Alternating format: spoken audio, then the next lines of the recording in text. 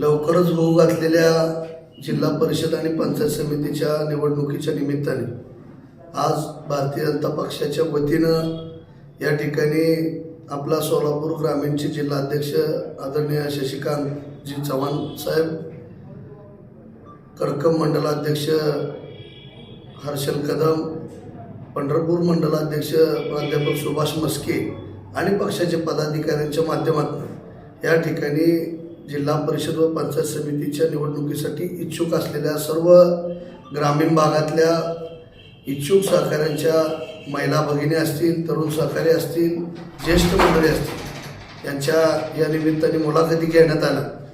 खरं तर मला सांगायला अभिमान वाटतोय की संबंध देशभरामध्ये, राज्यामध्ये भारतीय जनता पक्षाच्या विचाराची एक लाट चांगल्या पद्धतीनं आपल्याला दिसून आली. मग नगरपालिकेच्या निवडणुका संपन्न झालेल्या असतील, आत्ताच नुकताच संपन्न झालेल्या महापालिकेच्या निवडणुकीच्या निमित्ताने प्रचंड मोठ्या पद्धतीनं अशा जनादेश या ठिकाणी भारतीय जनता पक्षाला आणि महायुतीला दिलेला, मतदारांनी दिलेला आपण सगळे बघतोय. आणि अशा पद्धतीचं उत्साहाचं वातावरण निश्चितच पंढरपूर तालुक्यामध्ये सुद्धा आज पाहायला मिळते. ह्याचाही मला एक भारतीय जनता पक्षाचा कार्यकर्ता या नात्यानं विशेष अभिमान आहे. आज मुलाखती घेत असताना पंढरपूर तालुक्यातले 8 जिल्हा परिषद गट आणि 16 पंचायत समितीचे जे गण आहेत या अनुषंगाने मुलाखतीला इथं लोक आले होते. मला सांगायला अतिशय अभिमान आहे की आमच्या जिल्हा परिषद गटाच्या प्रत्येक जिल्हा परिषद गटामध्ये 4 ते 5 जण सक्षम उमेदवार या ठिकाणी इच्छुक आहेत. त्यांनी या ठिकाणी मुलाखती दिल्यात. त्याचबरोबर 16 पंचायत समिती गणामध्ये सुद्धा प्रत्येक पंचायत समिती गणाला 8 ते 9 कमीत कमी 5 आणि जास्तीत जास्त 9 उमेदवार या ठिकाणी निवडणूक लढवण्यासाठी इच्छुक आहेत. परंतु मला निश्चितपणाने या निमित्ताने खात्री आहे की भारतीय जनता पक्ष हा विचारांवर चालणारा पक्ष आहे आणि त्या दृष्टिकोनातनं पक्षाचं एक सर्वे किंवा पक्षाची एक यंत्रणा या ठिकाणी कार्यरत आहे.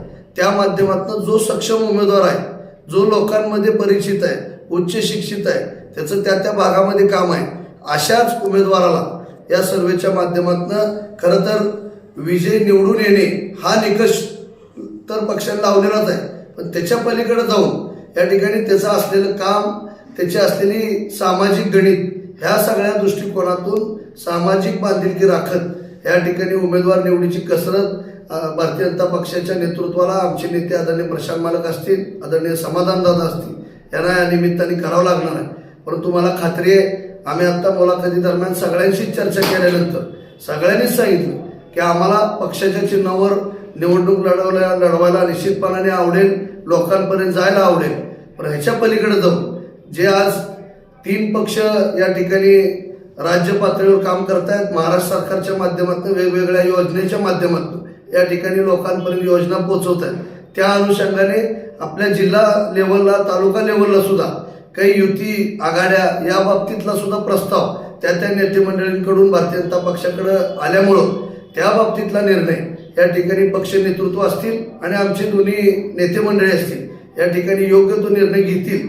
आणि या माध्यमातून जो प्रामाणिकपणे पक्षाचं गेल्या अनेक वर्षापासून काम करतोय, लोकांमध्ये मिसळतोय, अशाच उमेदवाराला, मग ती महिला असो किंवा जेंट्स, पुरुष असो, मागासवर्गीय असो किंवा ओबीसी असो, ह्या सर्व समाज घटकांना बरोबर घेऊन प्राधान्याने ज्याचं काम आहे अशाच व्यक्तीची निवड उमेदवार म्हणून या पंचायत समिती आणि जिल्हा परिषदच्या निमित्ताने करेल अशा पद्धतीचा मला विश्वास आहे. आणि मला खात्री आहे अतिशय उत्साहाचं वातावरण या निवडणुकीला सामोरं जात असताना आमच्या सर्व सहकाऱ्यांमध्ये. आणि मला खात्री आहे ज्या पद्धतीनं नगर परिषदेमध्ये सुद्धा या ठिकाणी जवळजवळ 24 नगरसेवक भारतीय जनता पक्षाचे आणि पंढरपूर मंगळवेढा विकास आघाडीचे निवडून आले, किंबहुना आमचे फार थोड्या मतांनी पडलेले उमेदवार जवळजवळ 50 ते 60 या ह्याच्या आतमध्ये जवळजवळ 4 उमेदवार आमचे पराभूत झाले. 100च्या आत आमचे 6 उमेदवार पराभूत झाले. त्यामुळं पंढरपूरचा एक लोकांचा, मतदारांचा असलेला बेस या ठिकाणी कल भारतीय जनता पक्षाकडेच राहिलेला आहे हे आपल्या निकालावरून दिसून आले. परंतु आमचा नगराध्यक्ष काही प्रमाणात मागे राहिला, ही आम्हाला नम्रपणे या ठिकाणी मान्य करावं लागणार आहे. परंतु वर असलेलं भक्कम सरकारचं असलेलं पाठबळ निश्चितच शहरवासियांच्या दृष्टिकोनातून आदरणीय प्रशांत मालक असतील, आदरणीय समाधान दादा असतील, या दोन्ही आमदार मंडळींच्या माध्यमातून शहराच्या सर्वांगीण विकासासाठी ज्या पद्धतीने पाठीमागच्या कालावधीपासून प्रयत्न केले, किंबहुना त्याच्याही पेक्षा जास्त या ठिकाणी 24 नगरसेवकांच्या माध्यमातून आपण विकासाची गंगा सर्वसामान्य लोकांपर्यंत पंढरपूरमध्ये पोहोचवणार आहे.